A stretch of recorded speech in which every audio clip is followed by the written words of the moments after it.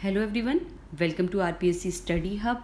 RS pre test series जो है उसी को हम कंटिन्यू करते हुए आज 10 और क्वेश्चन आंसर की हम जो है वो प्रैक्टिस करेंगे। तो ये जो क्वेश्चंस हैं बिल्कुल आरपीएससी पैटर्न पर आधारित है और काफ़ी इंपॉर्टेंट क्वेश्चंस है जो कि आरएस प्री 2021 है उसमें आ सकते हैं, तो आप इनको ज़रूर से ज़रूर देखिएगा। तो आइए डिस्कस करते हैं। पहला क्वेश्चन है हमारा, सांसद आदर्श ग्राम योजना। सांसद आदर्श ग्राम योजना है उसके बारे में 3 कथन दिए हुए हैं। पहला है, यह वर्ष 2014 में प्रारंभ हुई है। इसके तहत हर सांसद प्रतिवर्ष एक गांव गोद लेगा। आदर्श गांव के चयन हेतु जनसंख्या 5000 से ज़्यादा हो।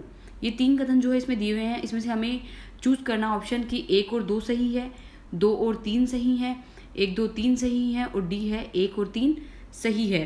तो इसमें हम बात करते हैं कि ये सांसद आदर्श ग्राम योजना के बारे में थोड़ी बात कर लेते हैं कि सांसद आदर्श ग्राम योजना जो है वो 11 अक्टूबर 2014 को प्रारंभ हुई थी। बिल्कुल सही, 2014 में प्रारंभ हुई थी।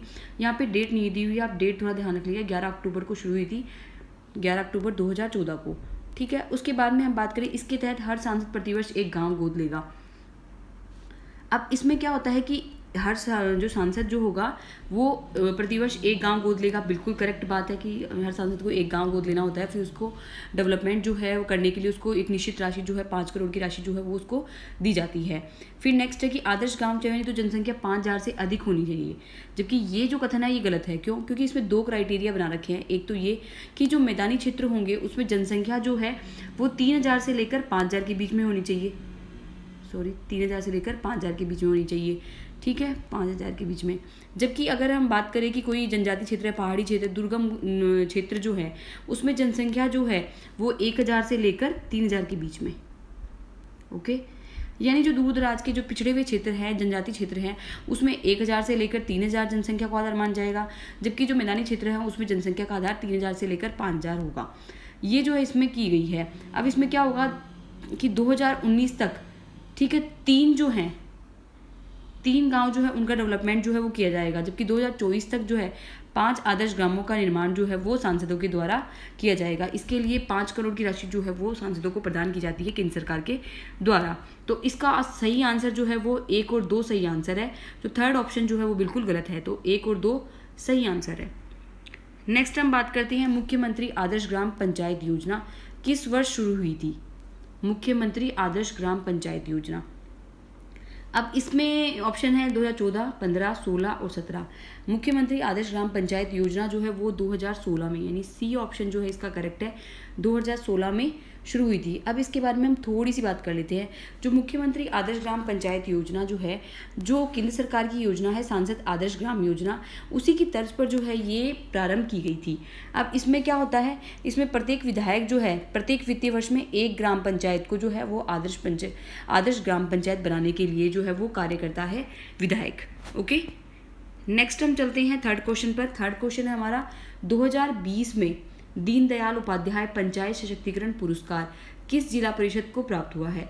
अब आप सोच रहे होंगे 2020 और 2021, हम दोनों के बारे में इसके बाद इस क्वेश्चन को सॉल्व करने के बाद डिस्कस करेंगे। तो पहले हम जान लेते हैं कि 2020 में जो पंचायत सशक्तिकरण पुरस्कार जो है प्रत्येक वर्ष प्रदान किया जाता है पंचायत दिवस पर, यानी 24 अप्रैल को जो है प्रदान किए जाते हैं। तो इसमें 4 तरह के पुरस्कार जो है प्रदान किए जाते हैं। दीनदयाल उपाध्याय पंचायत सशक्तिकरण, बाल हितैषी पुरस्कार, इसके अलावा 2 पुरस्कार जो है वो और पुरस्कार जो है वो प्रदान किए जाते हैं। तो 2020 में जो है ये दीनदयाल उपाध्याय पंचायत सशक्तिकरण पुरस्कार जो है वो श्रीगंगानगर जिला परिषद को जो है वो प्राप्त हुआ है। इसमें 1 जिला परिषद और 2 पंचायत जो हमारी पंचायत समितियाँ उनको जो है पुरस्कार भी प्रदान किया गया है। तो श्रीगंगानगर जो है इसको जिला परिषद पुरस्कार जो है वो पंचायत दीनदयाल उपाध्याय पंचायत सशक्तिकरण पुरस्कार जो है वो प्राप्त हुआ है।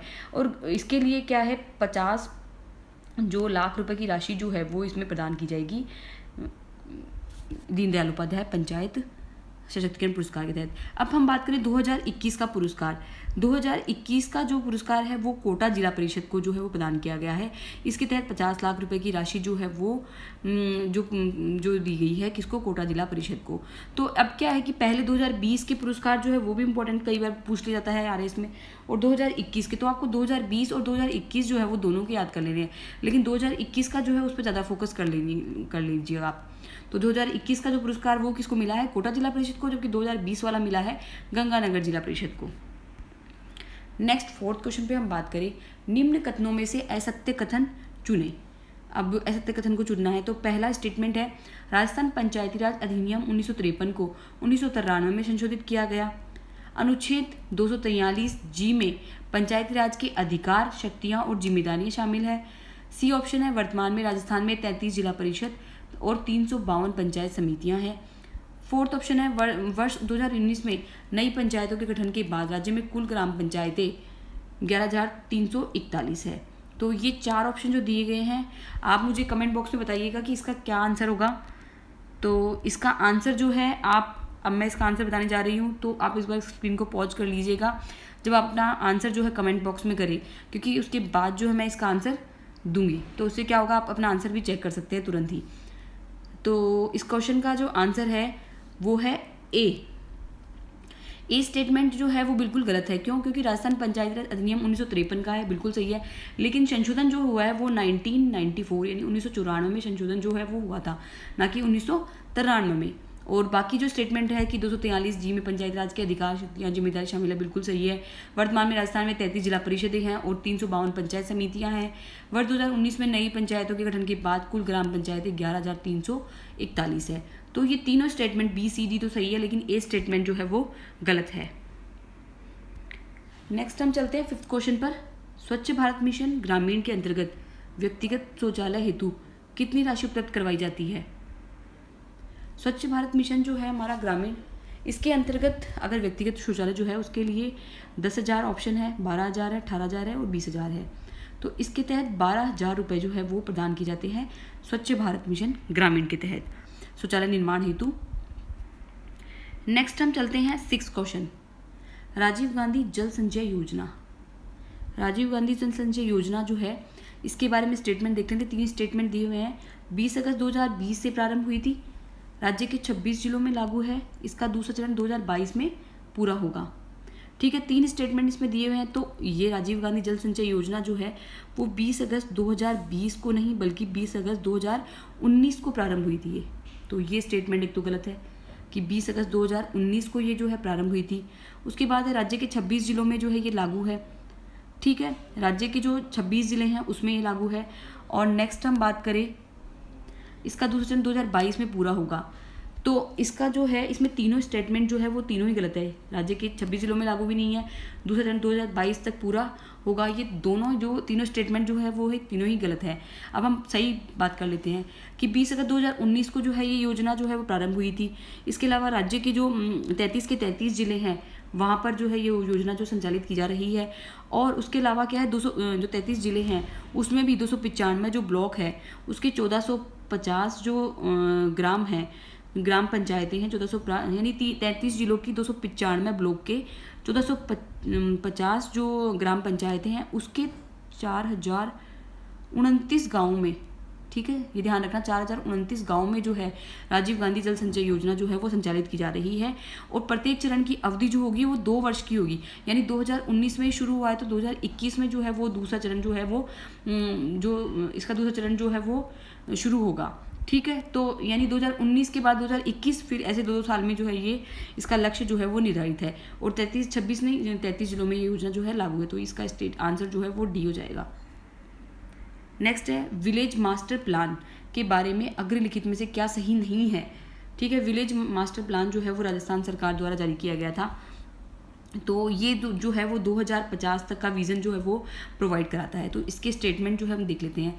इससे आगामी 30 वर्षों की आवश्यकताओं को ध्यान में रखकर तैयार किया गया है। नेक्स्ट है हमारा, ग्राम पंचायत इस प्लान को अनुमोदित करती है।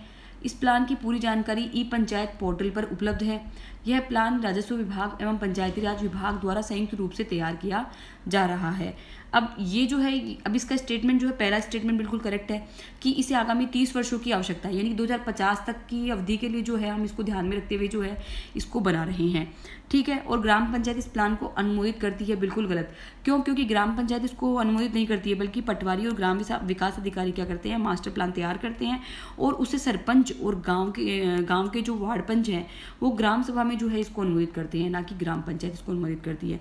ग्राम सभा में जो सरपंच और जो वार्ड पंच है वो इसको अनुमोदन करते हैं। ओके इस प्लान की पूरी जानकारी ई पंचायत पोर्टल पर दी गई है, बिल्कुल करेक्ट बात है। और ये राजस्व विभाग और पंचायती राज विभाग संयुक्त रूप से चलाया जा रहा है, बिल्कुल सही है। तो सेकंड जो ऑप्शन है वो हमारा करेक्ट आंसर होगा, क्योंकि ये ग्राम पंचायत के द्वारा जो है वो अनुमोदन नहीं किया जाता है। नेक्स्ट हम बात करें मगरा क्षेत्र विकास कार्यक्रम। मगरा क्षेत्र विकास कार्यक्रम जो है वो 2005-06 में प्रारंभ हुआ था, पहला स्टेटमेंट। दूसरा स्टेटमेंट है 4 जिलों के 16 खंडों में चलाया जा रहा है, उदयपुर इस कार्यक्रम में शामिल नहीं है। अब ये फर्स्ट स्टेटमेंट जो है 2005-06 में प्रारंभ हुआ था, बिल्कुल करेक्ट है कि मगरा क्षेत्र विकास कार्यक्रम जो है वो 2005-06 में जो है वो प्रारंभ किया गया था।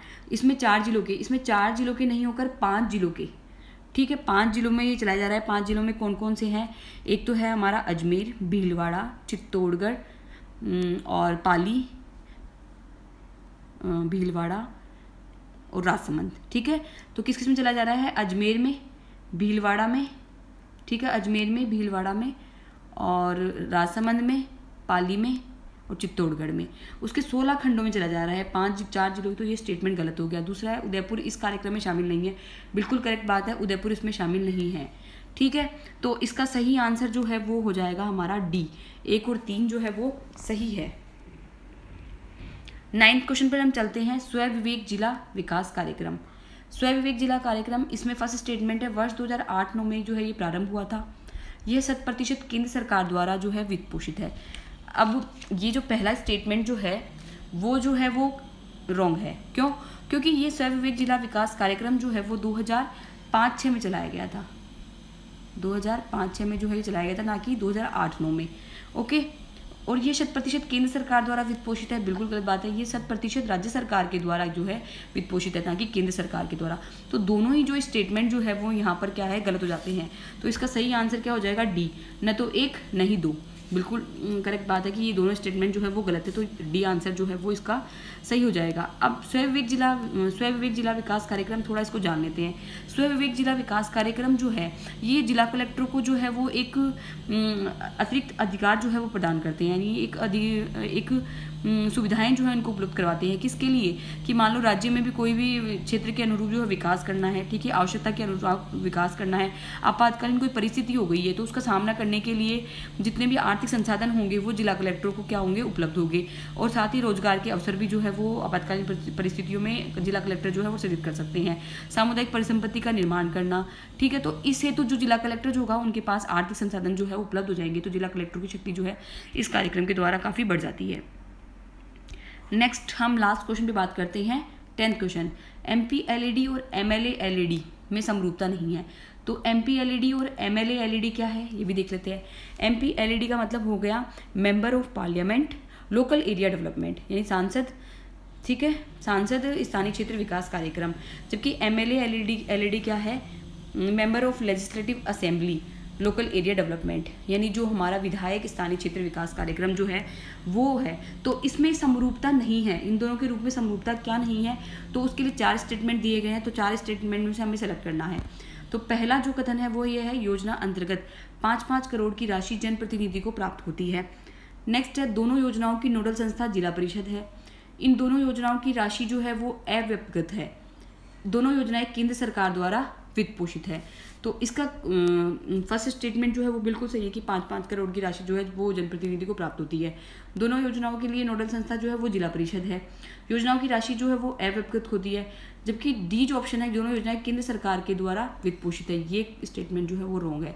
क्यों? क्योंकि MPLAD तो केंद्र सरकार के द्वारा, जबकि MLALAD जो है वो जो कोई भी अगर राज्य सरकार होगी उसके द्वारा वित्त पोषित जो है वो होती है। तो डी जो है वो हमारा करेक्ट आंसर जो है यहाँ पर हो जाएगा। तो इस तरह से आई होप कि आपको 10 क्वेश्चन की प्रैक्टिस अच्छे से हुई होगी। आप इन क्वेश्चन को अच्छे से देखिएगा। अगर कोई भी योजना में आपको डाउट है तो आप गूगल करके या फिर कहीं से भी योजना को आप डिटेल से पढ़ लीजिएगा, क्योंकि योजना इकोनॉमिक सर्वे से बहुत सारे क्वेश्चन पूछे जाते हैं। इसीलिए मैं जो है क्वेश्चन आंसर की सीरीज जो है वो लेकर आई हूँ। Thank you for watching.